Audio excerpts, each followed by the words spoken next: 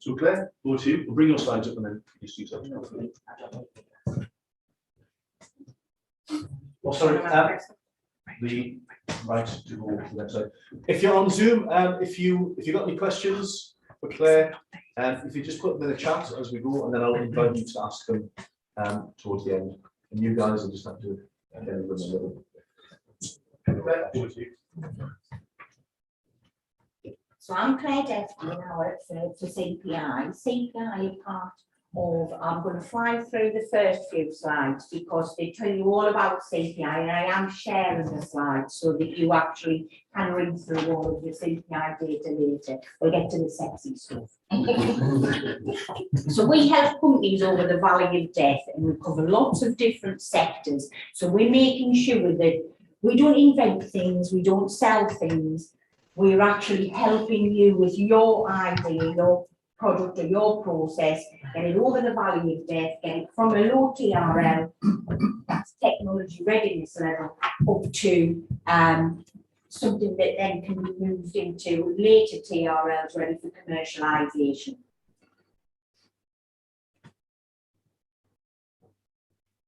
Oh, it's not working. Am I really sorry? Oh, lovely. We're part of the high value manufacturing catapult. So this really just tells you the structure. Now you will have heard of some of the other partners within the high value manufacturing catapult, because you've got Warwick Manufacturing Group, you've got Manufacturing Technology Centre, AMRC down in Sheffield. So there's a really good pedigree. Now, if you added all of the others up, CPI is actually bigger than all the other partners together. So CPI is quite a good presence as part of the catapult system. Just really showing you the locations of the other centres. So as I said, we don't do the research, we work with academics and we take things from a very conceptual low TRL, we're looking at proof of concept, and then we're taking it so that you can then scale it up ready for commercialisation. So we work in all of these sectors, but the specialist areas, so automotive is one of them, so we're talking about batteries today, but we cover a myriad of other things. So we have just up the road to us on Sedgefield, we have our electronics centre. It's a medtech centre, so they do lots in technology, lots of technology. Now we can have a battery that takes your temperature, tells the doctor you're not well, and whatever. So there are lots of different sectors to look at, and our Darlington Centre was as well as the formulation played a part in the COVID vaccine. As part of the pandemic. So we have biotechnology and biotherapeutics. So that you're looking at pharma, that type of area, and pharmaceutical processing, photonics, printed electronics, digital. When I'm looking at that, you're looking at that goes across all of the sectors. Now, when we come into batteries, that will play a significant part, because when we're looking at a battery or even the manufacturing process of a battery, it's such safety critical that you need to understand what is the stop-start and what is that data that you're collecting as you go through, and of the battery, so thermal prefix, etc., battery management. So we have state-of-the-art facilities, predominantly north-east based, but we do have in Glasgow MMIC, and MMIC in Glasgow is working with partners that are in the pharma space, so AstraZeneca, some of those kind of companies. So we look at project scoping. There are three ways to work with CPI. One would be that, great, you just give us your money and we'll do things and make it a secret. You can do it through funding. So you can do it through NVUK, Verizon, smaller grants, but that tends to leave a footprint of some of the work that's happened. It's not a secret squirrel. And we also have some smaller pots of funding, ERDF, CRF, I'll not try and give you loads of jargon, there's small pots of funding that you can do, and sometimes it's match funding, sometimes it's fully funded.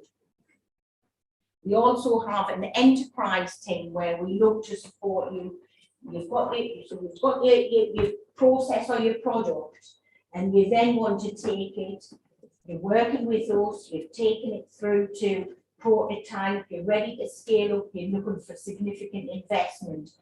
Enterprises will work with you and try and work with you on your deck, looking at the investors to see what funding we can get in for you. We have an innovation integrator that is really a tool to try and understand your strategic thinking and what are the gaps. So it's a gap analysis tool. And obviously there's a significant amount, it's a significant size company, as I've already said. We're now nearly at 60 million turnover and 500 employees across CPI. So it is a big employer in region, and I'm the thickest person in most rooms over there. They are clever.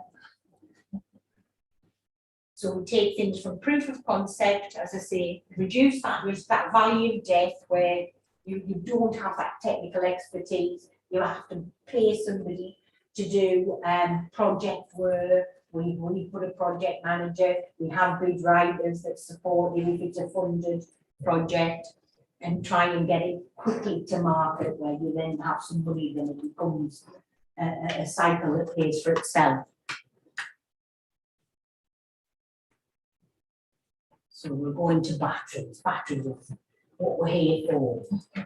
So if you look at the landscape in the UK, and obviously the legislation 2030, where we won't have petrol vehicles being made from that point, we don't have a separate high value manufacturing catapult based on batteries. It runs across several organisations.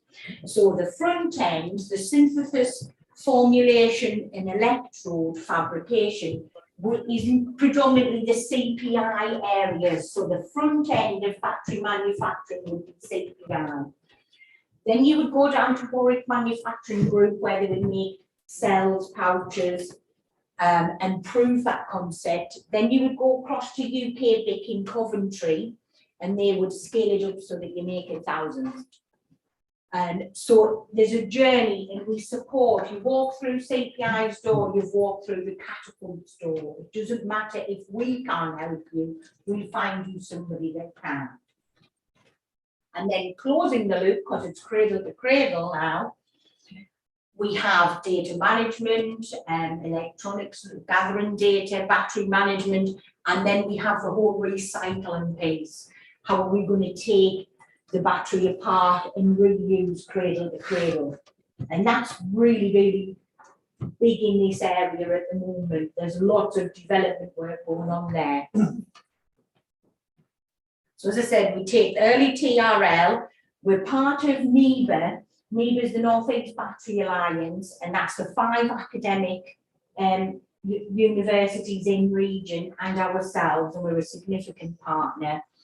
And we're working together to try and make sure the early stage research then gets translated into something that is meaningful for the region.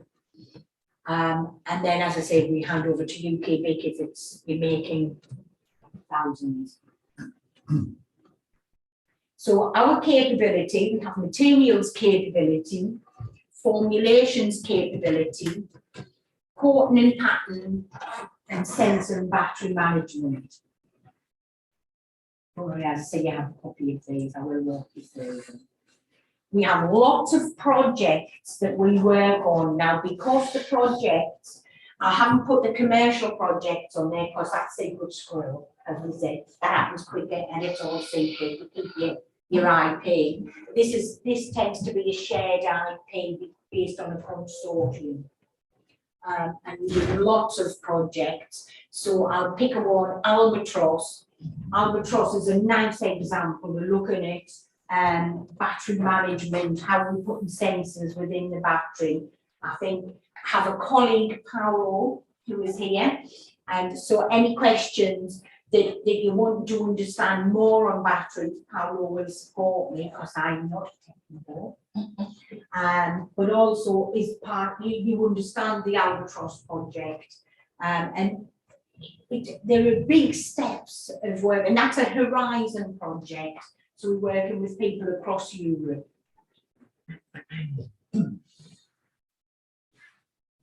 So now materials capability. When people manufacturing things in regions, so whether you're Nissan or anyone else, when you have a look at it, you think there are two things that scare manufacturers: electricity and chemicals. Batteries for them. So that is a scary prospect. So sometimes people just want to understand the safety side of it, or they want to understand how to process the chemicals, because what you're looking at is them not reacting. You run sample in process. We make lab scale processes and look at batch or continuous manufacture. Process analytical, so part where yes, we're looking at if you're making a slurry, what are the components of the slurry, how's that slurry performing, is there changes, because obviously then you're looking at the deposition of coating. Sounds if I'm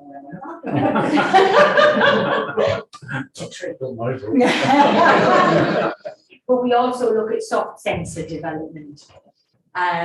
We have commercial plant design, so we've done quite a bit of work on mass balance and looking at the capital equipment that goes in, what's the energy utilization, how will that process work, how will it scale up. We'll also look at, as I say, safety and sustainability, life cycle analysis of components and product, and a big one, working with lots of company in region in understanding the safety side, especially if you're looking at recycling, so dismantling a battery that's full of nasty stuff. So we have some case studies. I won't walk you through the detail of the case studies, right? Just so that you can kind of get a flavour of the kind of companies we work with. So this was a project with William Blythe and Anti Power. And we worked with them looking at a supply chain activity development, and this will be replicated significantly now with Britishvolt coming up in region. We have to look at the supply chain. What is the product that they're working with Britishvolt or with Envision or Turntide? I mean, said Hanford Drive, Turntide they call it now. And how are they going to supply in? How are we going to recycle it? How do we get them to the recycling? So we looked at anode material. I'm not technically enough to talk you through this one, but it is there if you understand it.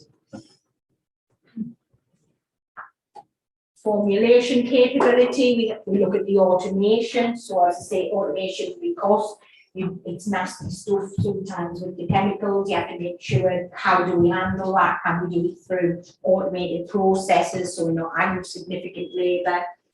We're looking at dispersion and scale up and characterization. The characterization is the measurement. Loads of really clever people at CPI that understand down to nanotechnology how that coating is performing.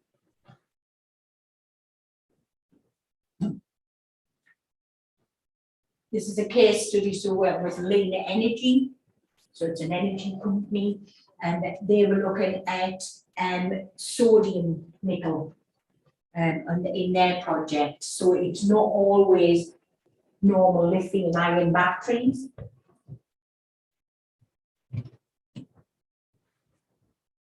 We have roll-to-roll vacuum deposition and solution coating. As part of printed electronics, we had that equipment anyway, so we've kind of repurposed and have that experience of laying down electronics onto flexible printing electronics onto flexible roll-to-roll. So all we've done is use that technology and learning in transference to batteries. We're looking at novel lifetime of lithium sulfur batteries. We did surface engineering on ceramics on that project. And this one's definitely Paolo's area of expertise. Some roll sensors. And this will be a big part. This is a significant part at the moment. Battery management. If you look at the Horizon calls and Faraday, they are looking at battery management and data collection as a significant part of that. To see some of the equipment.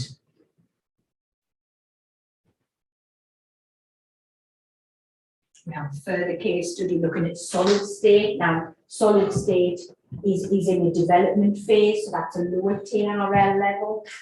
And we also, as I say, recycling of batteries. Whilst some people are doing it, they tend to be shredding or burning. So taking the chemicals out, that's a very early TRL, a very early stage in development. We have capability in 3D printed batteries. There is a project at the moment that are looking for consortium partners. So if you're interested in 3D printed batteries, we do have a project at the moment. That one was working with Photocentric and Johnson Matthey. And also looking at smart labels. There are a couple of things that are worth understanding at the moment in region. Obviously, Britishvolt have their funds in, but they're recruiting now in readiness and starting to work with companies to get their skill base and experience up and running ready. Their supply chain development. I think a lot of people are thinking once the building's there, then we'll make an approach. It's now that dialogue starts. They work and work with some supply chain development now. Envision obviously growing. There is a potential of another gigafactory in Teesside, so that's speculative at the moment. It isn't confirmed, but the fact that it's even talked about means that it might happen. I'm on good authority that the conversations are going a long way down. If you're in Gateshead or Sunderland and you're looking to get into the battery space, but you're not currently in it, or you are in it and want some support, Sunderland Council and Gateshead Council have given me some money to work with some companies and fully funded, so I can do that. We have Faraday call is ready to go live. So if you have projects and you're wanting to work under Faraday grants, and Horizon 5 call will be coming out. And again, if you're looking for partners and to work with us on that, then speak to myself, Paolo, Peter, or Asha. Okay. Any questions for Paolo?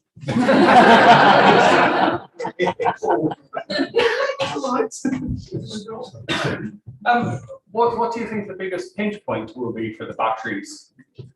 Production, commercially, anything? There are several issues. There is raw materials availability. So if you look at the supply chain for anodes, cathode, manufacturers, doing some of the prelim work, and also the supply of raw materials, it isn't obvious that it's in the UK. It tends to be offshore. So you're looking at nearshore and onshoring. So onshoring means that you're starting up companies and it's capital intensive. So expensive to start up. So that inhibits quite a lot of people. If we have Britishvolt, Envision Growth and another battery plant, we still haven't got enough batteries that will be made for the UK car market. So we need more. So there are lots and lots of challenges. A lot of people, and on the other side of that, there is the fast charging, there's the perception that they're expensive, when they are at the moment.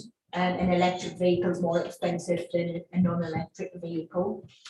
the infrastructure about getting it charged, they want the fast charging, they want the data, there's all the safety, how do we do the recycling cradle to cradle?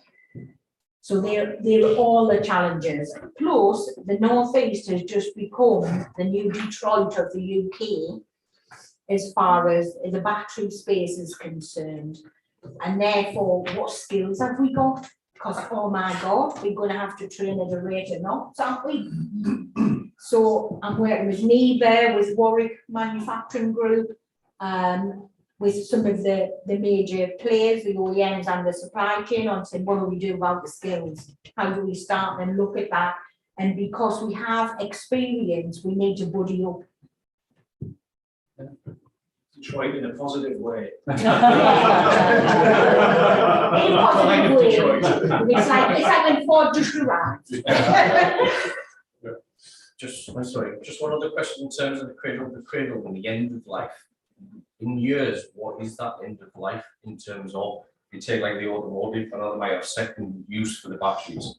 What's the real end of life? Feeding back into the system. At the moment, it's probably really, as I say, they burn or shred batteries as part of the recycle. Yeah. But it's really, we need to be taking the lithium, the cobalt, and everything back out and putting it back into the gigafactories. Right. And if you were looking at a cost comparison, it's too much effort and it's cheaper mining. But as the political will drives it, so that's why a lot of the development work is happening now, but it actually will be cheaper and you'll be able to get your stuff. You're not able to get your stuff, it's a finite amount. My isn't only it? question was more of, we've got the problem now with the combustion engines, but are we just going to have another problem in 30 years' time with electric or batteries to get rid of? No, because we're working on it now. Yeah.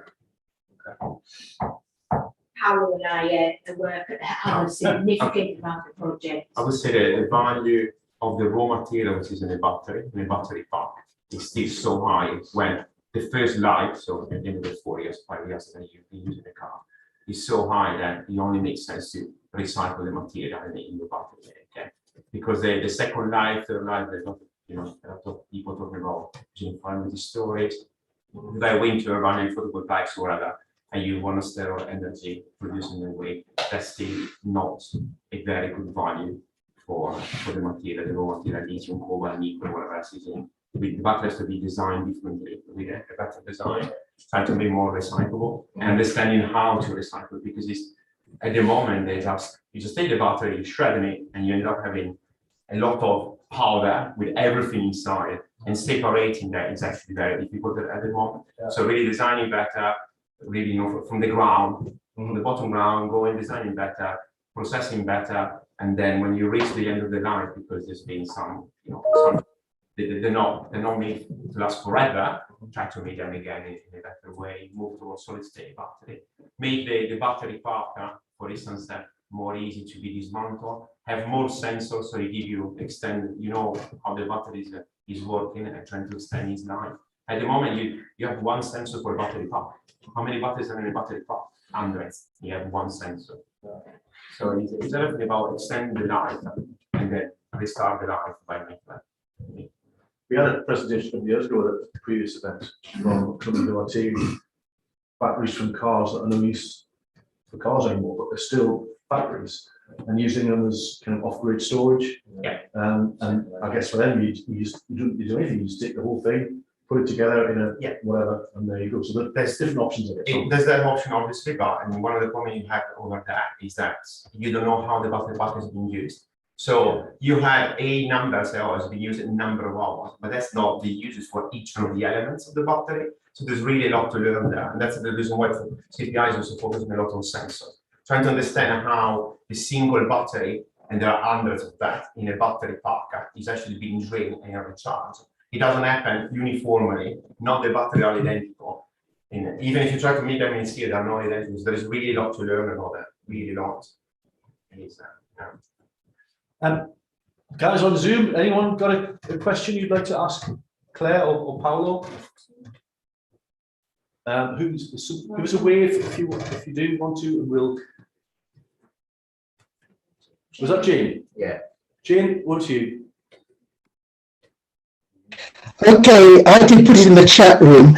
It seems to me that there are several competing technologies, both within the batteries and also outside. For example, I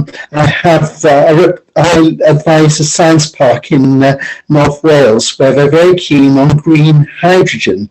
And the argument there is that green hydrogen was not such a big jump from internal combustion engine technology, and there are other technologies such as fuel cells.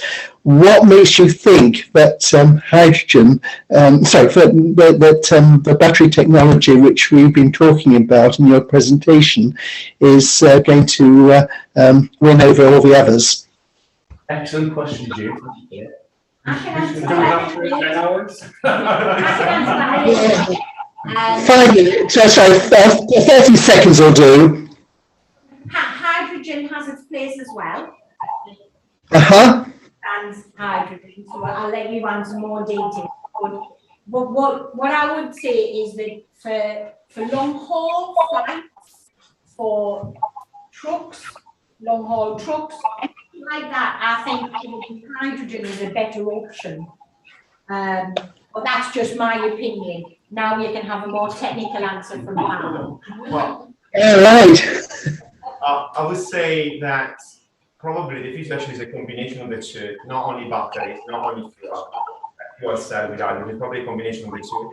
At the moment, it's good, you can burn hydrogen, and that is in the engine, which is similar to what we have at the moment, but storing it in a safe manner in a car is not easy at all. One of the catapult center in NCC, the National Composite Center, a lot of it. So it's not so safe as you probably think. It's probably the same level of risk if you want in a battery that you have at the moment. So I would say you need a combination of both. It does happen that it's easier at the moment to make a battery pack and put it in the car, see the number of electric cars available, and therefore there are more electric cars based on battery available on the market and what you have for fuel stuff. But there are really a lot of challenges in both of them. I think it probably is a bit of a perception of what is the problem at the moment. Well, thank you both very much for that answer, and I appreciate it. Thanks for that, Jude. And Julie, did you have a question about young people and what they should be studying?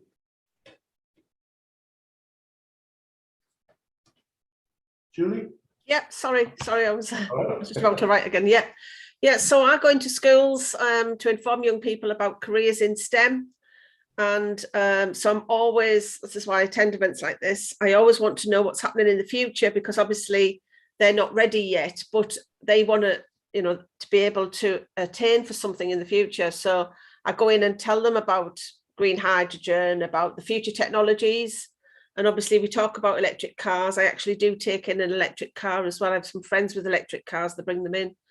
So what sort of, are we going to need more? I've suggested electrical engineers, chemical engineers, especially with the battery technology. I would imagine you would have chemical engineers working on them, et cetera. So have you an idea of the sorts of trades and disciplines that are going to be needed in the future? You're more technical than me. I would have said the same as you. I would have took that same approach, chemical and electronics. And electrical engineering. And electrical, yeah. There's a lot of electrical engineering going on, especially probably in the electrical motor aspect. The battery is probably a bit of electrical and electronics as well. Now, my background is in chemistry and semiconductor, and I move quoting to battery. There's not so much difference between a photovoltaics and a battery, a fuel cell, and whatever. Is all a sort of a sandwich, very fancy sandwich, and the layer has to be done in a certain way in order to work and give you the maximum performance. So I think a key focusing on chemistry, engineering, electrical, and semiconductor, I think is going to work out. So you're pretty much spot on there, Julie. And I guess the other thing to tell them is that there are lots of opportunities in this region. Oh yeah. For this whole industry that isn't going to be going away anytime soon. So. And it links in with the motor and the development. So I'm leading in ready for when you have the presentation, because really they're the two halves of the whole. Thanks for that, Julie. Was there anyone else? Thank you. Anyone who wanted to ask anything, or we all? Anyone else on Zoom got a quick question? Sorry, what does CPI stand for? It was the Centre of Process and Innovation, and it was initially born out of the ICR chemical industry, but we just got on CPI. Right, thanks for that. A round of applause.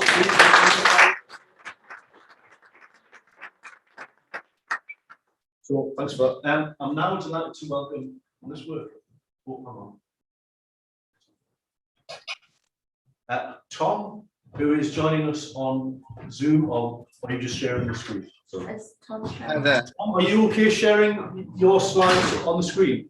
Yeah, can I just double check to make sure? Yeah. You've got them if not. Yeah, there we go. Yeah, we can see those fine. Perfect. Right. Okay. Panic over. Over to you. Thanks very much. Thanks very much for having me today. My name's Tom Anderson, and I'm the Chief Commercial Officer of Neocycle. We're a green metals technology company focusing on providing critical high-value metals to support the battery industry and other green innovation, high-spec industries. The technology has been developed by our chief technical officer at the University of Kentucky in the School of Minerals and Mining.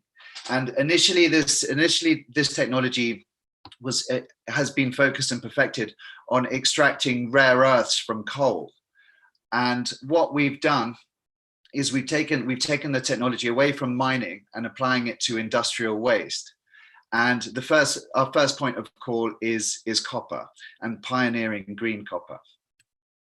So copper is probably the least sexy of the metals used in technology at the moment. Everyone's talking about lithium, cobalt, etc., and rightly so.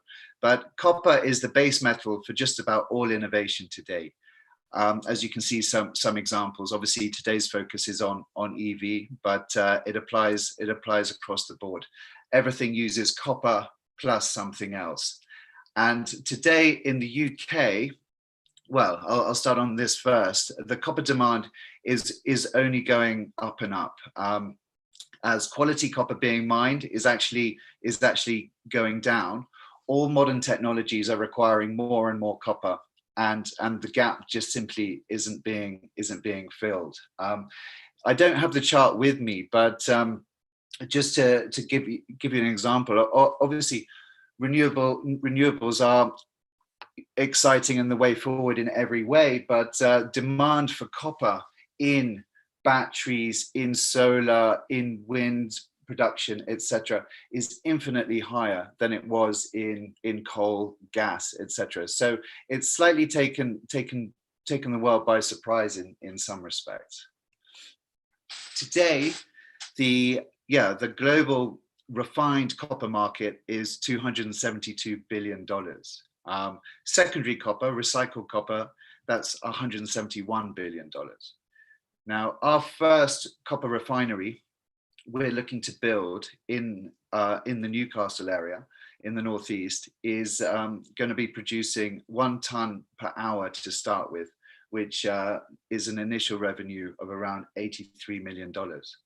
Now, the reason why we're focusing, well, today, as I said, our technology is green, entirely green, closed loop with 0 emissions. Today, doesn't matter how high spec or how primitive copper recycling is and copper refining, there are significant emissions. Every ton of refined cathode copper plate emits around 6 tons of CO2, whereas ours is absolutely 0. Our technology is incredibly low cost compared to anything else in existence. It's highly profitable and 100% green. We take waste scrap copper and turn it directly into cathode copper plate with no smelting, no heat, no melting, and from this we're turning our scrap into a national resource. as I said, so zero carbon emissions. We're modular, scalable, and low cost. We use green hydrogen as our base lixiviant in the form of ammonia. And obviously there's huge play in the UK, as discussed in the previous talk about green hydrogen. And there is certainly a place for it, and we're using it to support our battery work. We're producing 99.99% pure copper, which is cathode grade copper, entirely closed loop technology, and no toxic gases or cyanide. Currently in the UK today, despite this huge need for copper, despite all the excitement around gigaplants, etc., there isn't a single copper refinery in the UK. Everything is imported. So despite our company being American initially, and obviously the technology being born from Kentucky, it was quite an easy sell to focus on the UK as the first point, because in so many ways Britain is so exciting at the moment in leading the way in innovation, but actually we don't have the supply chain to back it up. So that's where we come into play in the battery space, is that we're focused on supplying a domestic source of critical materials, and green critical materials, entirely emission free. So today where we are is we're producing cathode grade copper, as I said, and we're currently ramping up to scale to produce commercial size copper plates. And this is and beyond that, we're looking at more advanced copper products, which is something that we're engaging with CPI in, actually, as well as Faraday, to produce copper foils in order to service the gigaplants. So in terms of a circular economy, which is what we're absolutely pushing towards, we can slot ourselves quite logically between scrap dealers and gigaplants by just that one logical space in the middle. And we take scrap and turn it directly into copper foils or other manufacturing products that are critical for the gigaplant business. So the idea is to create high-end copper supply from low-grade wastes. Now, where we add real value, both environmentally and economically, is normal copper refineries today, recycling plants can only take reasonably high grade copper, up to 80% copper content in their waste, in order to melt it down and produce cathode. Whereas we can take incredibly low grade waste with 20%, 30% copper. We can take copper cables with no need to strip the plastic off. Everything can go into our system and be separated using our green ammonia process. Then the plan is to sell to customers, obviously within this technology sector. There's a few of these logos here are companies we've been speaking with in the US, but as explained, our focus has diverted to the UK and specifically the Northeast. And we'll be selling these obviously at for the refining margins between the scrap in and refined copper out. And to start with, certainly before green metals become the norm, we'll be in a position to command a green premium over obviously more carbon intensive processes. So that's a little nutshell about what we're doing, and how we're planning to service the northeastern battery industry. We're starting, as I said, beyond copper. We will work our way up to other high value metals, rare earths, etc., and hopefully close the loop in a proper circular economy. So thanks very much.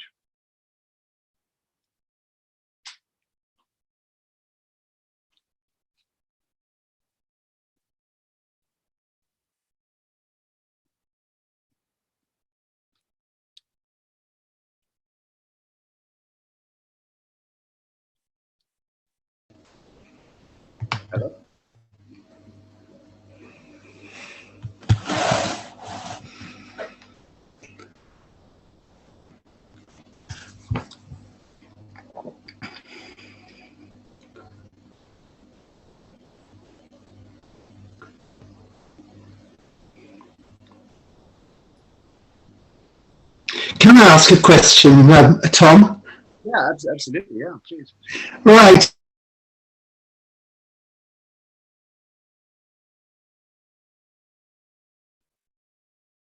Sorry, I can't hear you. Sorry. Can you hear me? Right, sorry about that. Muted, Tom, Yeah, sorry, I couldn't.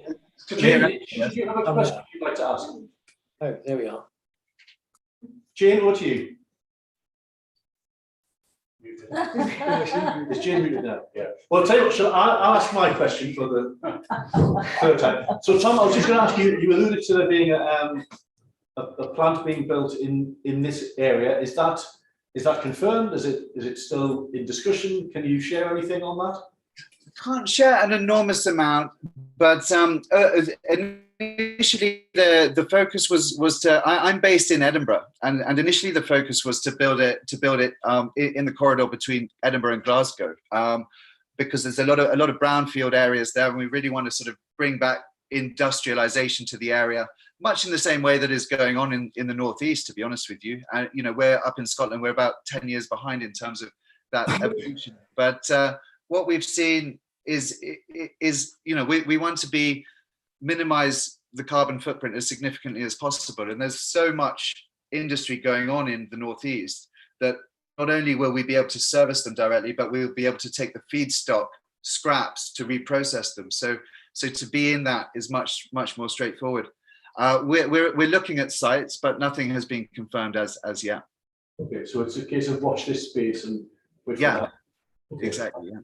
Jane, you had a question for Tom, is that right? Yes, I have a very quick question. Which industrial sectors are your main markets? In communications are using fibre optics, so I'd have thought there'd have been a drop off there. But as you say, the automotive industry seems to be using more copper, certainly in its battery technology. Whatever industries. So did you hear my question? No, sorry. I'm sorry. Was that right? I was just going to ask, what are the main main markets by industrial sector that you were looking to? At one time it would have been communications, but the telephone industry is using much more carbon fibre. Is it automotive or what? Automotive and the renewable space. So you're absolutely right. The cables, the telecommunication cables. Actually, we're planning to use as one of our main feedstocks. Probably not the case. Yeah, there's something crazy like about. I mean, you get a different number depending who you talk to, but about £10 billion worth of redundant copper cables under the ground in the UK, and if we can be turning a fraction of those into copper foils, copper plates to service the electronics and renewables space, then that's only good news. Thank you, Tom. Anyone in the room got a question for Tom or a comment? Or? Yeah, just wondering about the waste from the cables. I mean, there's the outer sheath of the cable you mentioned. Where's that going? So in our process, say an average cable is gonna have sort of thick plastics, steel and copper mix. So in our system, the plastic will get separated, the steel will get separated into iron and aluminium, and then the copper will be taken off and refined into cathode plate. So each individual waste stream will be separated. So the plan is we're in discussions with a lot of plastic recycling companies and plastic innovation companies based in the UK to ensure that it goes into other industrial use. So the plan is to commoditize every aspect of the waste. Thanks for that. Thanks, Tom. The slides will come up in a second.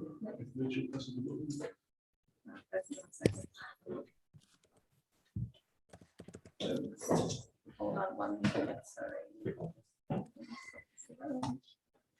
Hello to Zoom. Good to go. Good to go. Lovely, thank you very much. So I'm Ruth Dixon. Just a little bit of background on me. So I've just joined the DER program at Newcastle University after sort of 25 years in the automotive industry, mostly working down in Midlands.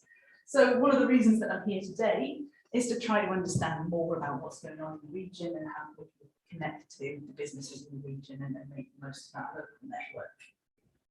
So my background is kind of automotive powertrain, and that used to be, dirty engines and gearboxes, and now it's batteries, electronics, and motors, really. And it's the electronics and motors bit that I'm here to talk about mostly today. I've also done lots of work in sort of consultancy, in tier 1 automotive, and things like supporting the government with development and policy. And I'm going to draw a little bit on those areas today, just to try to make what could be a little bit of a dry subject of power electronics and machines and drives a little bit more interesting. So I'm going to talk about what the future might look like for the wider sort of automotive market and transport as a whole. And just to be sort of intentionally a little bit controversial and say, if it's not as we expect, where does that leave us as businesses? So I am now a Business and Innovation Manager at Derrick Northeast. So that's the Driving the Electric Revolution Industrialisation Centre. You can see why we call it Derrick. And what we are here to do is to support businesses with their scale-up of processes to get their products to market at volume. So my job is to build collaborations with industry. So that's why I'm here. If you, as I'm talking, have ideas of future projects that you might like to do with us, and that might be the Derrick Centre, or it might be the wider Newcastle University engineering team as well. I'd love to hear from you. So Derrick and PEMD, what is PEMD? Power Electronics, Machines and Drives. What do we mean by that? Machines, motors. I think we can all understand what motors are. Power electronics is the bit of electronics that's focused on conditioning the power to drive the motors. So you might understand sort of power electronics type applications where the power comes out of the wall of your socket at home. It then needs to be conditioned to charge your phone at the appropriate voltages and with the right kind of signals for the phone to be charged by. The same sort of principles apply in the car. We need to take power from the battery and get it into the right state to drive the motors. So producing the right signals, and all of that is quite sort of, it's about high power electronics. So what am I going to talk about today? Examples of future scenarios for transport, just to really sort of provoke your thinking a little bit. And then just to relate that back, what might that mean for our industries? Where does it leave us for power electronics and machines and drives? And to think a little bit about what that might mean for the sort of skills profile, which came up earlier. Great prompt. So Driving the Electric Revolution is a £80 million programme. It's one of the industrial challenges that UKRI are supporting. That's UK Research and Innovation, the funding body that supports research through the government. And that has a mission to improve the supply chain for these kinds of systems that support electrification. So of that 80 million, 33 million of that has been allocated to develop industrialisation centres. And there are 4 industrialisation centres. You can see the top one up there is Strathclyde. We are in the northeast. There's a centre in the Midlands at Warwick Manufacturing Group, and there's a centre in the southwest at the Compound Semiconductor Applications. It's also a mouthful.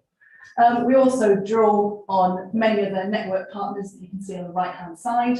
So the red text there reflects the sort of the lead centre in the area, but we're drawing capability in from other partners there as well. It's actually really early days for our project, although the project's been running a couple of years. We've been in the process of setting up those centres.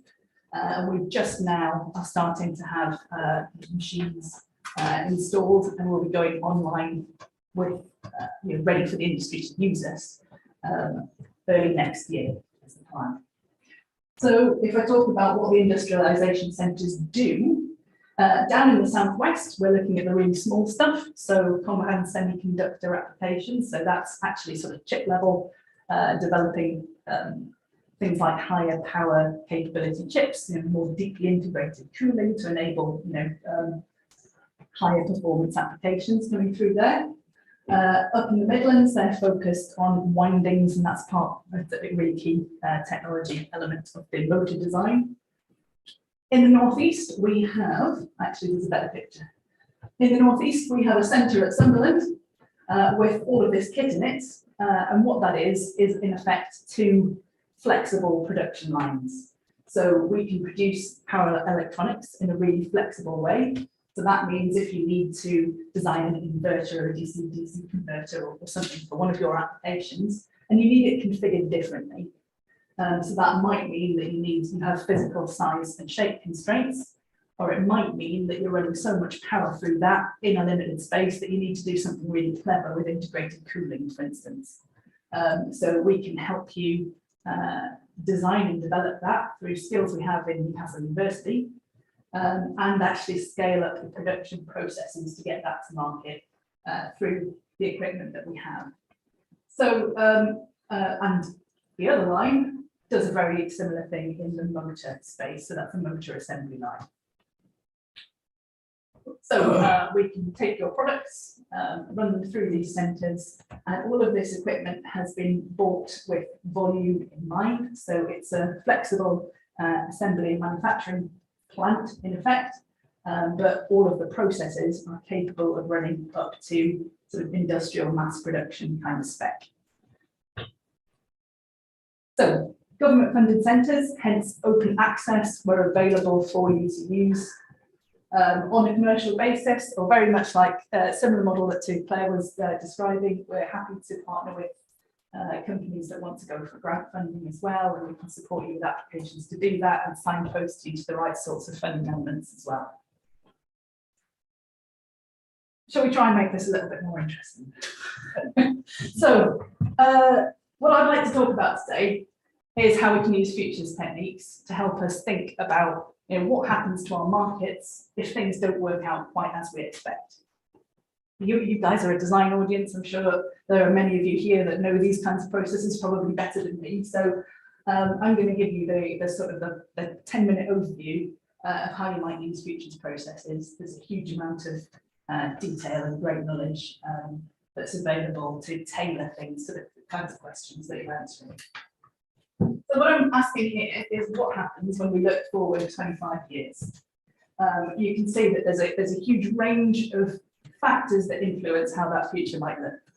And I think right now, given that we've had a pandemic and the threat of a world war, I think we're in a pretty open-minded situation right now. I think there's a real opportunity with where we are right now to think differently and to accept perhaps that the future might not be quite as we expect. So let's think about how we can use this kind of thinking to test our strategies, and that might be our investment plans, it might be our product portfolios, it might be government policy, it could be anything on those lines. We test that against alternative scenarios that sort of sit around the boundaries of that possible future, test those against those. We know they're robust for the future that actually does arise.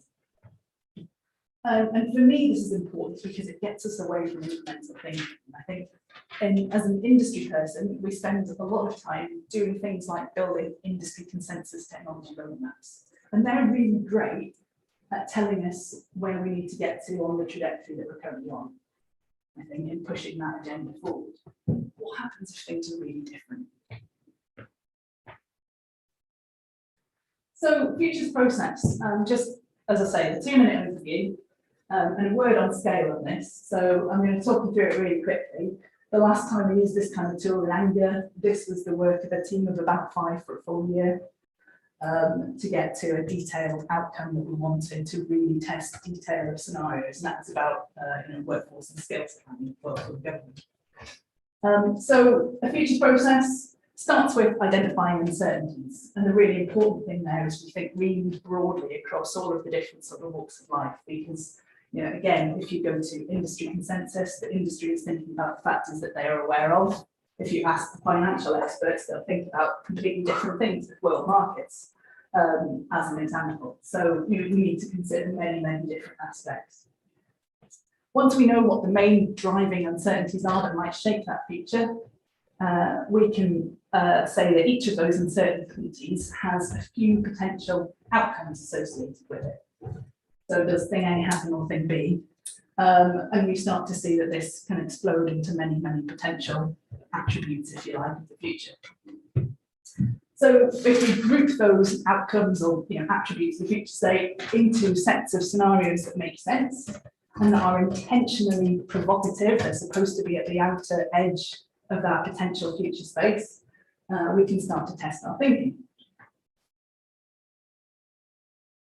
So what do we mean by uncertainties? Some examples, and I'm sure if I asked any of you in this room, you'd come up with really different things that are shaping the way that you might be working and the kinds of factors that you need to think about. So we've talked today already about what the energy system might look like. Is it going to be electrification? Is it going to have lots of hydrogen in it? Are we going to use biofuels?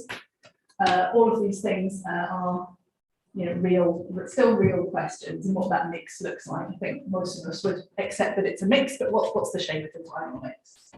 And is that, are things abundant or scarce? To what degree are we really having to focus on absolute efficiency and then drive that use of that energy right down to the ground?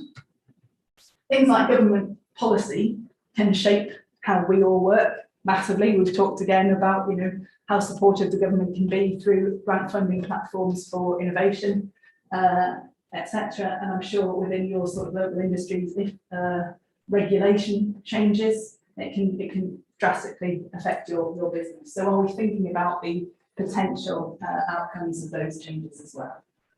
World events, political stability, wars, pandemics, who knew, right? And how technology is evolving. Is there a step change, for instance, in battery technology that suddenly makes just really skews that sort of future energy use picture? So we're thinking about all of these things. So an example of some scenarios to think about. I think industry has this view, a sort of a technotopia kind of view. We are assuming potentially that technology will manage the climate crisis, that we will avoid that those major climate impacts. I'm going to talk about what happens if we don't in a minute. So in this scenario, where technology has addressed our major problems, we've got really good political support for innovation, so we're doing all the great collaborative work, we're working well together, we've got sufficient clean renewable energy, everything's gone really well. Wealth and living standards are high. What might the downside of that be? It's always really good to look at the flip side. It could be an outcome of this, maybe that we have a bit of a polar society. So we've got people that are very sort of technologically capable, become sort of the prized elements of society. And perhaps there's a real problem with digital exclusion. We've got digitalized all of our systems, people that aren't comfortable with that kind of tech are excluded. So the optimist in me thinks that therefore will drive loads of investment in great human factors, and we'll do good design work to make sure that doesn't happen. So implications for industries, highly digitalized, we prize those control and automation skills, and we're working really collaboratively across organisation boundaries and internationally and in the UK as well. And we need a range of really high performance, lightweight, efficient products, and we're really good at producing those. However, the reality of limited materials means that there's always going to be, we think, a focus on materials extraction and recycling as well. If things don't go quite so well, imagine that we had to do something really drastic to avert a climate crisis.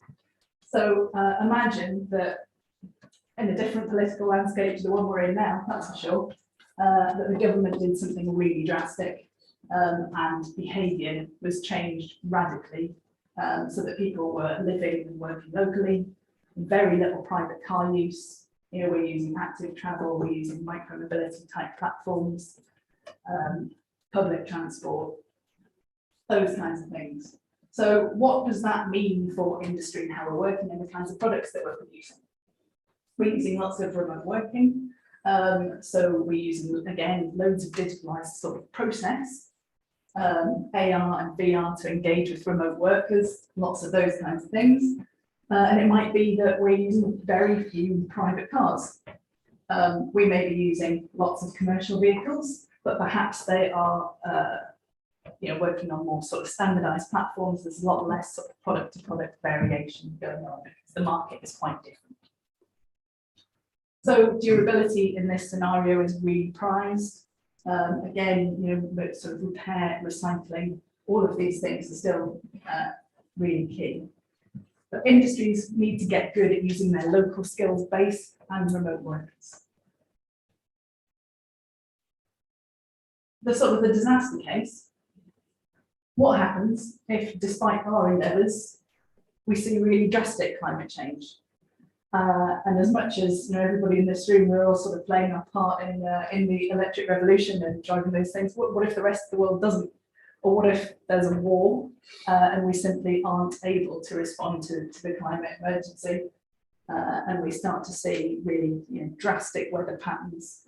And in this scenario, funds get diverted to dealing with mitigating those consequences, to making the conditions that we find ourselves in, making those livable and adapting to those. So in this scenario, perhaps technology investment is really low.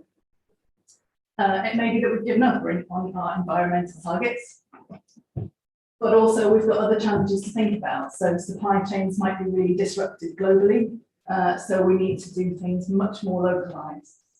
So implications for industry, highly durable products needed. Reduced investment drives us much more towards repair and reuse, so we need to think about designing those kinds of things in.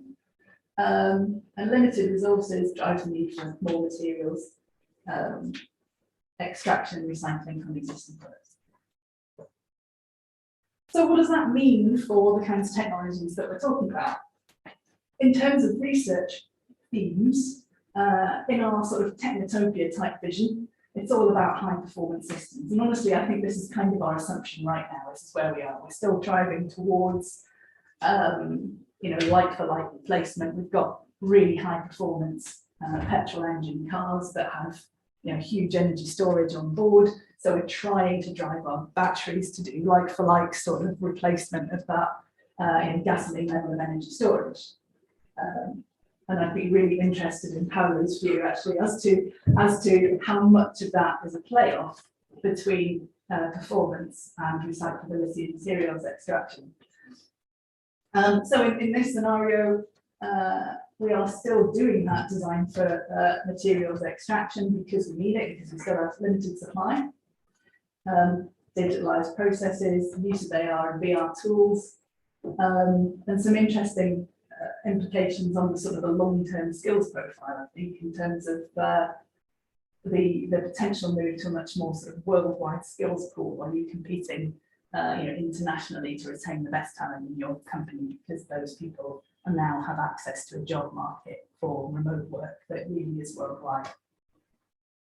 But as I said, that there will be an emphasis on sort of the human factors and usability stuff as well. Living locally with micro-mobility platforms, we're likely to see sort of small, lightweight vehicles, reduced complexity. When we don't need high-performance stuff, we need small, lightweight stuff. There might be less investment in skills in that scenario, as I said, we'll go on local workers and remote workers, and potential sort of use of common platforms across those different services as well. In the climate mitigation scenario, it's about durability, reducing the complexity, and again, the resource efficiency, and collaborating around sort of standards so that we can make everything interchangeable and resilient.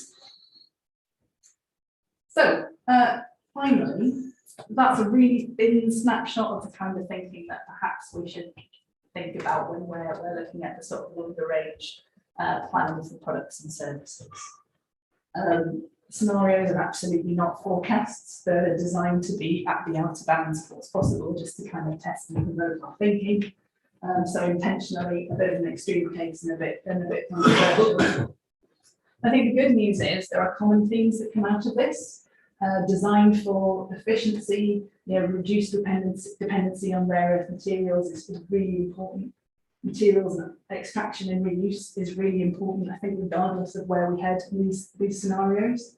And integrated systems, and the need to do that sort of systems thinking and system level engineering as well, I think is going to be a really core skill going forward.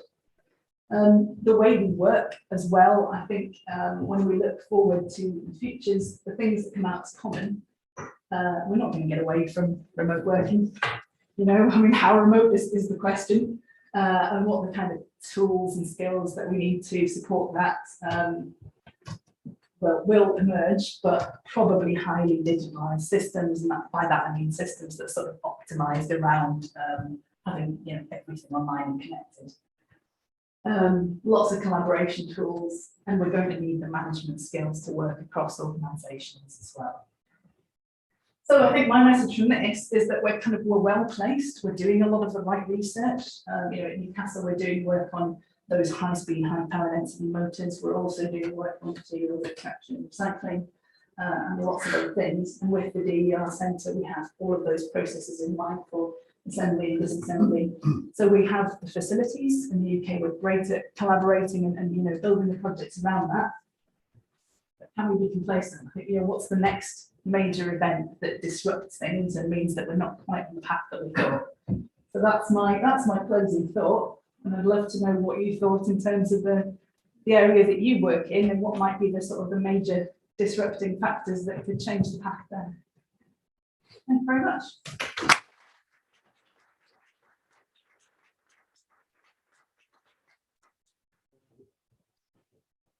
Any thoughts? Yes. Just in terms of applying like the health and safety more on the mental health side of things, do you take that into consideration when assessing the different scenarios?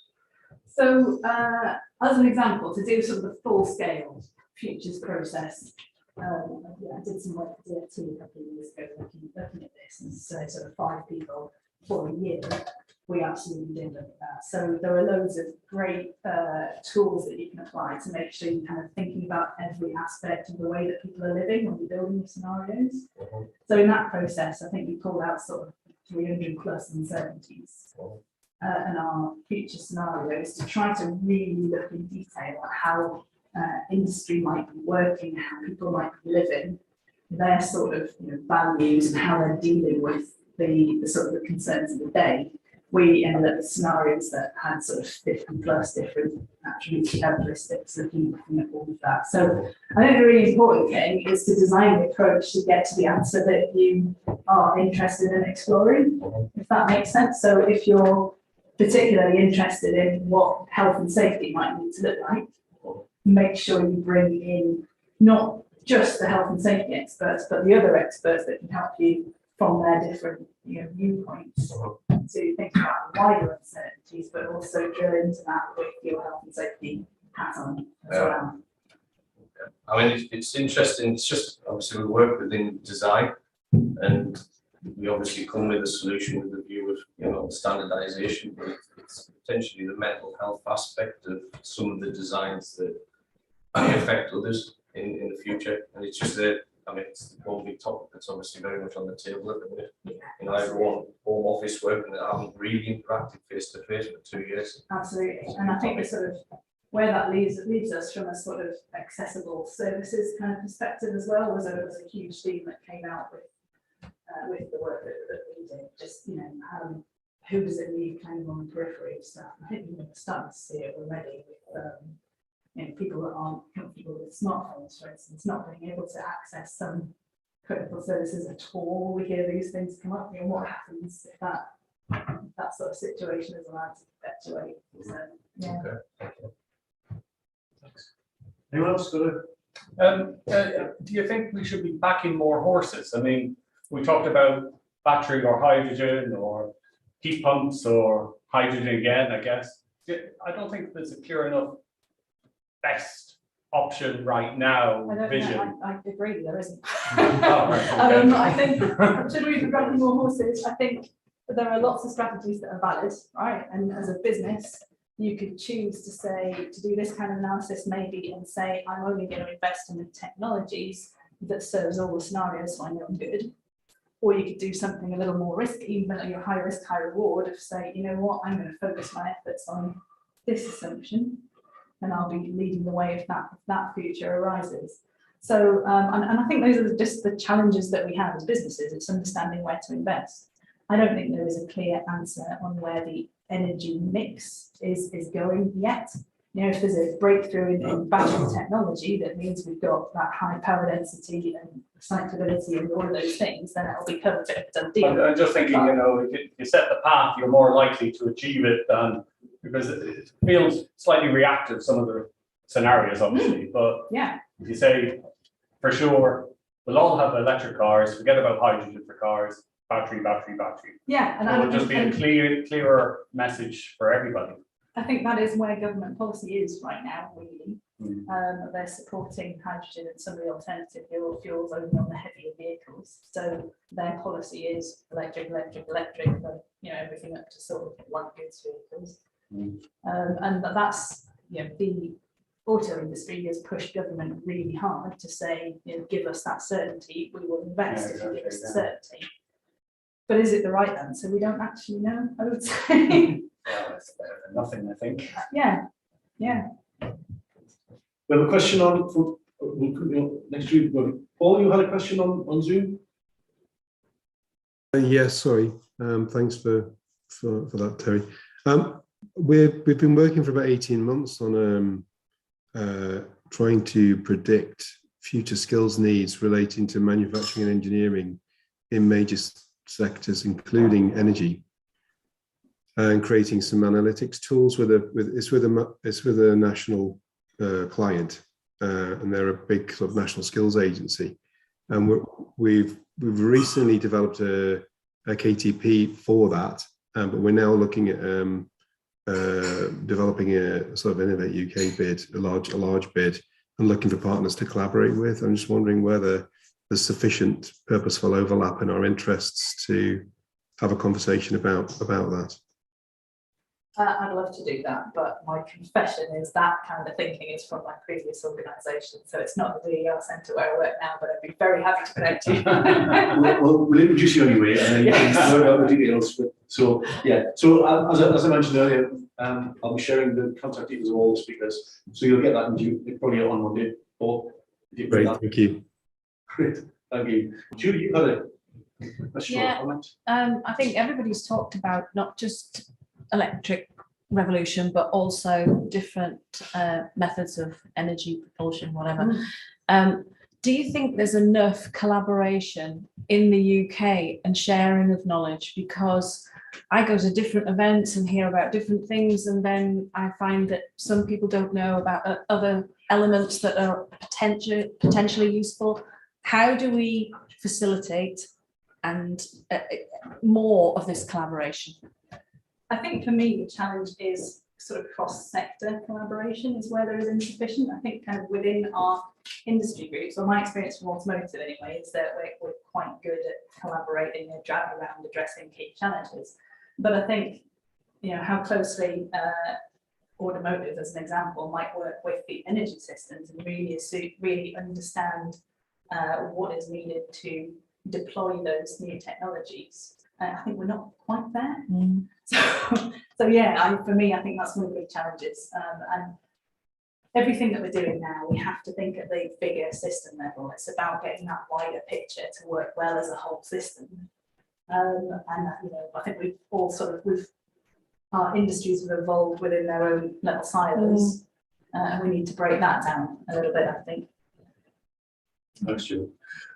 Roy, good to see you. You have a question? Terry, thank you. Yes, and thanks, Ruth. That was interesting. My question is about the organisation, and should I think of this as a sort of catapult for the electric revolution? Sort of. So we're actually a project within Newcastle University. So we are grant funded to make sure that those facilities are open access, and we will, with you, like a catapult. So we will have coming online shortly, our own engineering team that's able to sort of respond to quick fire kind of commercial challenges. But we're also really closely linked to the university academics. So if you wanted to drill into a particular sort of a design challenge, or I guess, our sweet spot really is where is your product capability restricted? Where can you not get to where you need to be because of the manufacturing process? Okay, interesting. It's a development of a catapult then. It's a catapult inside a university. And it's a distributed catapult because you're in 4 different places. Yeah, it's a bit complicated, isn't it? Just quick directly. Very helpfully, we also have as our CTO a professor whose name. I mean, if you just want my point of view, by the way, that if you want to kill innovation, then you put an innovation centre in the university, but that's just Roy's view. I'll come back to you on that one. Plenty to discuss on that topic. Anyway, thanks very much. And thanks, Ruth. It was very interesting. And thanks, Terry. It's lovely to be involved. Good to see you, Roy. Thanks. Jane, did you have a question? Indeed, yes. It seems to me that sometimes you need to get a convergence of technologies to get a new product off the ground. And I've been thinking about this in relation to electric-powered cars. They are expensive to buy. When it's very inconvenient to wait for it to recharge. They've got limited range. But if you were to tie it up with, say, another emerging technology, autonomous driving, then you could use these cars in a completely different way, integrate them with the public transport system, and actually give them a real boost. Would you agree with me? Yes, that's a short answer. Good. I think the slightly longer answer is that a lot of that technology is still way off. I think we're at a situation with the CAV stuff where it's functionally capable, we haven't got it reliable and robust and ready to be integrated. And sadly, we've also got sort of the inertia associated with the embedded commercial models of vehicle sales to deal with as well. So huge potential, but it kind of relies on a sort of a system level redesign to a certain degree. And it's hard to see what triggers and create that from my perspective. Many thanks. I can't wait for self-driving cars. Just get in the car seat, take us there, and then you just read a book. Have a kick, put your neighbour on, whatever. It's brilliant. I thought you were going to add pub. Take me to the. Well, that was a given. We knew this. Ruth, thank you for that. That was mind blowing.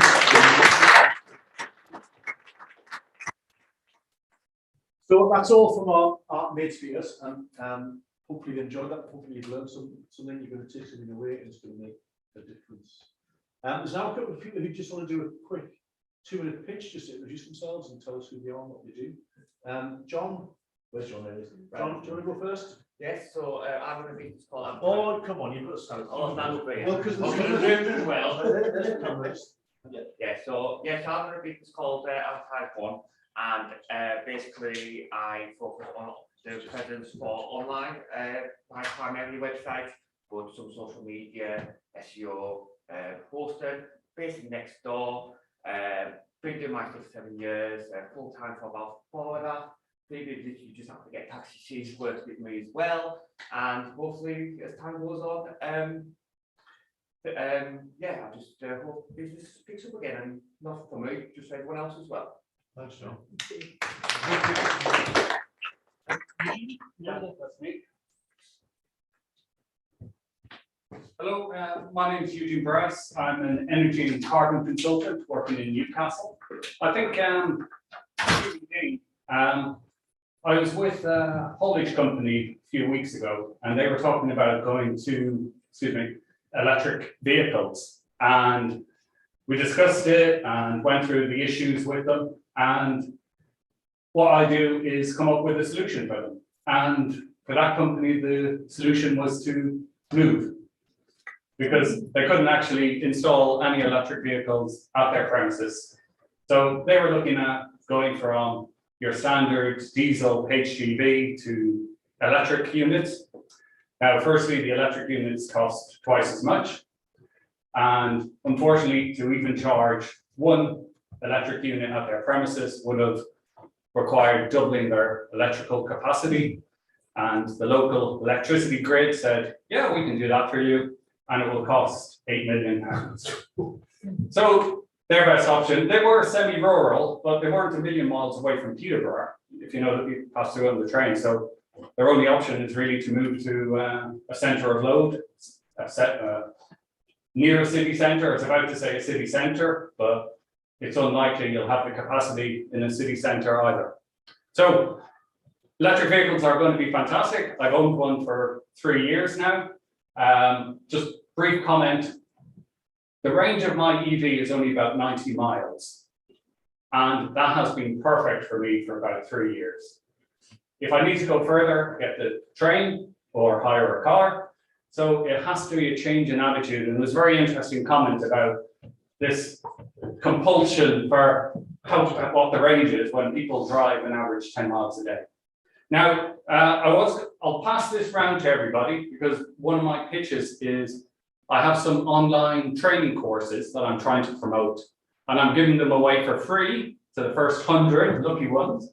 So they're on energy management, energy within a business, and carbon management. There's a number to choose from. So do come see me after, get the code scanned, and try out some of my online learning. So Eugene Bryce, Bryce Energy Services, thank you very much. And oh, I really enjoyed today.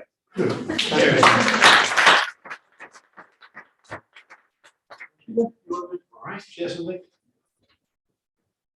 Hi, I'm Peter Choldenwood. I work at CPI as well, like Claire, but I'm in business development in the funded projects team. So I've got two short pictures today. One is that there are still ERDF programs available for about 12 more months. CPI can do R&D on behalf of the clients, and so it's targeted at you or any of your clients and colleagues that you know who have particular issues around innovating materials, products or processes. CPI being Catapult Centre, we also match the money.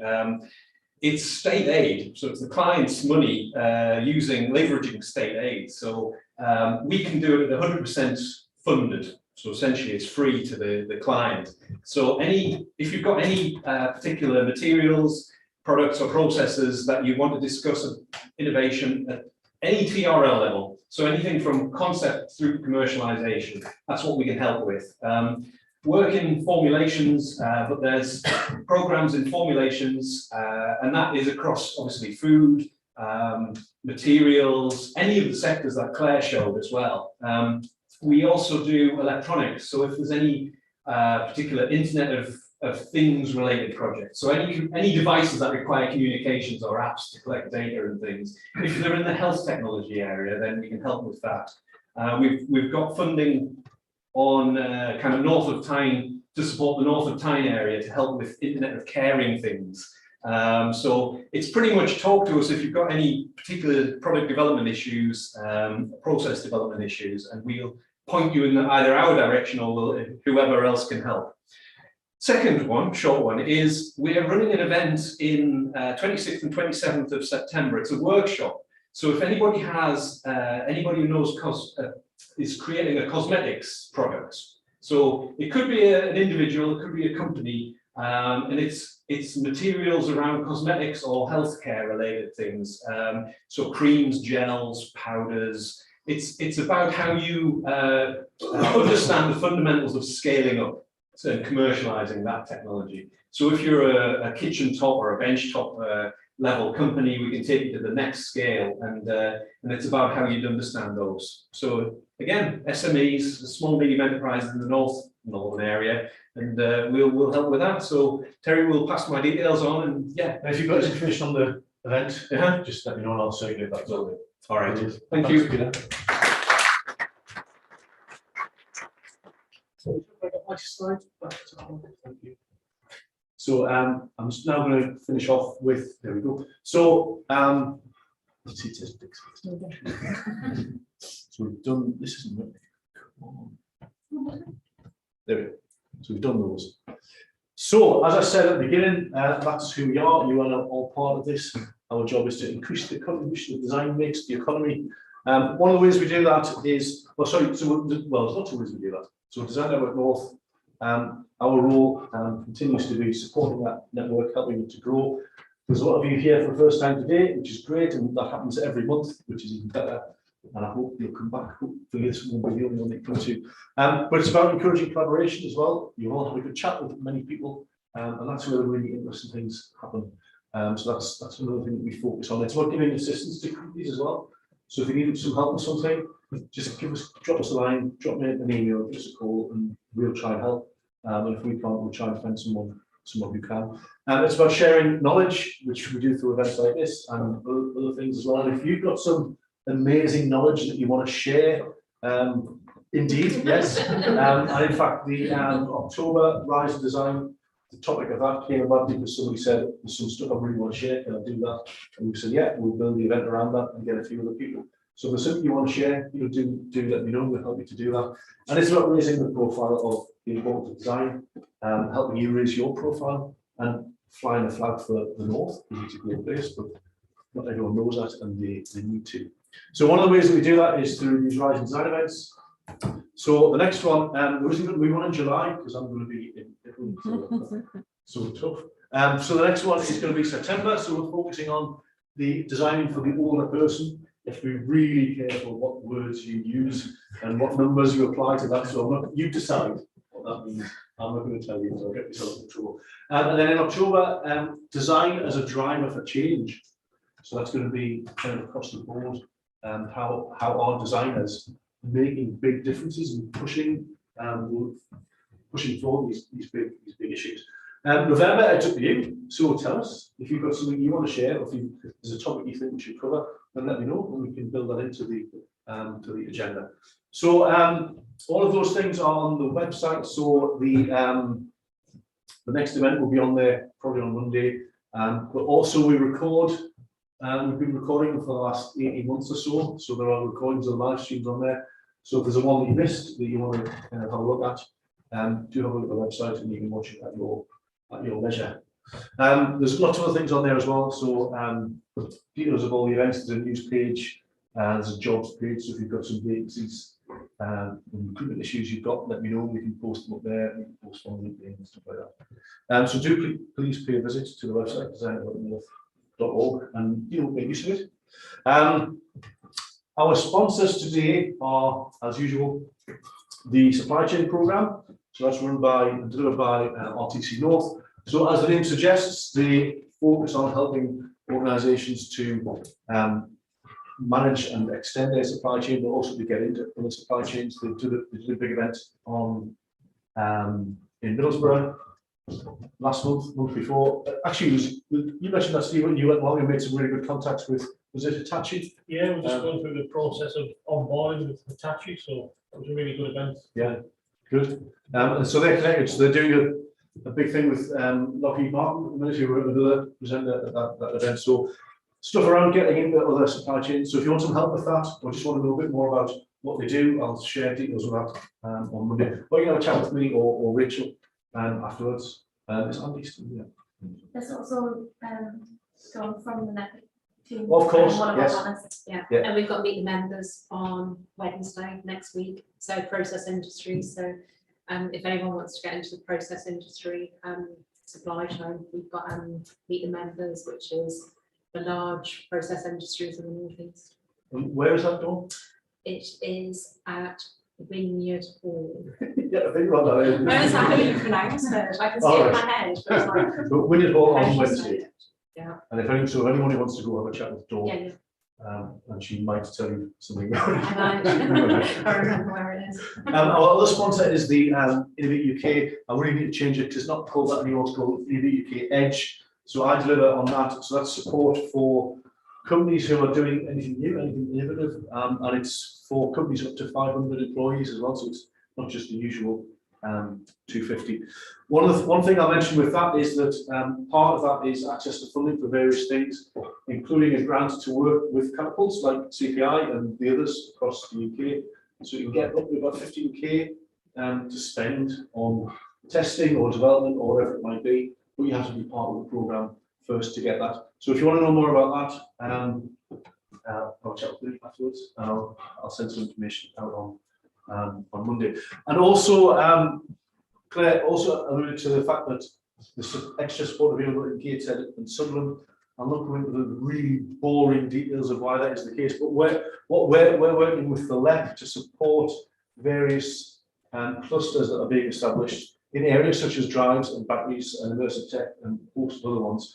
And we're providing kind of design support services to make sure that they don't just focus purely on the technology side, but they look at the design aspects as well. So we're running things like, I mean, some of these Rising Design events are kind of showcases as today for the work that they're doing, but we're sort of running design sprints and road mapping sessions and various other things. So if you're based in Gateshead and Sunderland, I'll chat with you about that. If you're not, we'll do it anyway. We'll get too long about it. It'd be better if you are, because then I can take a box. And one of the things that we've got coming up as part of that, we've got 2 workshops on the 27th, which is that week on Monday. So there's a half-day session on as an introduction to strategic road mapping, which is, I guess it's similar in a way to what you were talking about sort of looking at the future and where things are going. So it's a way of mapping out everything, either for you as a business or looking at your industry. So we'll be running through that. I think that's the morning session. And then the afternoon, it's around benchmarking your innovation process, so helping you to look at what you do in terms of product development or service development and helping you to benchmark that against kind of the best in the world and looking at where the gaps are and where there's some improvements needed. So these are, they're fully funded if you want to attend, and they're going to be RTC North in Sunderland. And again, I'll send out further details on those on Monday. We should desperately get signed up, just have a chat with them afterwards. Couple of things that are happening that you might want to know about the Northumbrian Water Innovation Festival. Who hasn't been to that? Right, you need to go. It's brilliant. It's absolutely fantastic. So I think it's the 5th or 6th year they've done it. The last 2 years it's been online. They're now back at Gosforth Racecourse. They basically take over the whole of the racecourse, and it's just nuts. But it's all about innovation in the water sector, but they have all sorts of other things going on. It's a great way to connect with like the best people, the right sort of people. And Octo Design are one of those, and we're doing a design sprint there. That's right. Yeah. But get yourself along, get yourself registered. It's on for 4 days, but you can just dip in and out. It's brilliant. You really won't regret it. So get signed up for that. Is there something on your website, the link to connect to that? There isn't, but I'll send something out. On Monday, I'll send out an email with all this stuff in there, and you get registered. Another thing that's happening, Abby's not here, is she? No. So the Design KTN, I've got an event on a design open day on sustainability. He says, reading what's on the slide, on the 15th of September, somewhere in Sheffield. It's easier just to read it. But that's happening in September, and it'll be really good. So it's all about design and sustainability. So I'm getting connected with other people who are doing similar things. So that might be worth getting along to. The Hoplands starts today. Has anyone not been to the Hoplands before? Oh, you need to go. It's nuts. The Europe's biggest fun fair on the Tambour. It's on from today till next week. Go before it starts raining, because it's. Well, I was going to say it's bound to rain. It's kind of a tradition, so I would go sooner or later. And then another thing that's happening today, is it still happening, Martin? I'm not sure. I haven't got any confirmations apart from the head. So it might be happening. But it'll be running next month definitely, because I've got 4 people. Right. So this might be happening this afternoon. A tour of the Ousburn breweries, hosted by our good friend Martin here.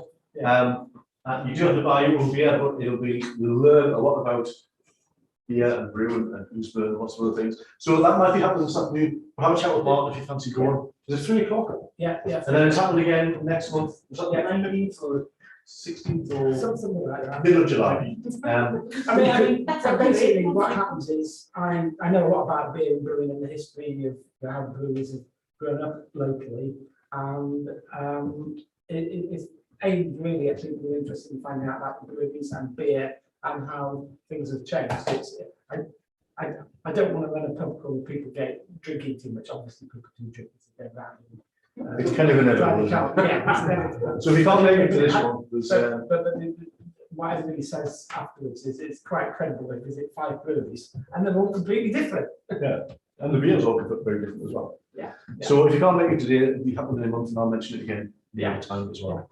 And then the last thing I want to mention is the talks from the Design Means Business conferences that happened from 11 years ago through to anyway. We have some amazing speakers from all sorts of industries, and they're all online, kind of a bit like a mini TED. So get signed up for that, and then you can watch them at your leisure over the summer, because you're going to miss us until September, and I'm going to miss you guys as well. So thank you again to all our speakers. Thank you all for being here. I hope you've enjoyed it.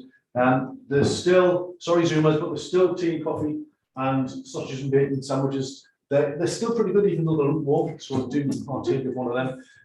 Zoomers, it's been great to see you. I hope you've enjoyed it. I hope you felt that you're not too distant from us. We've certainly enjoyed having you here. And the same with you guys. We'll see you in September.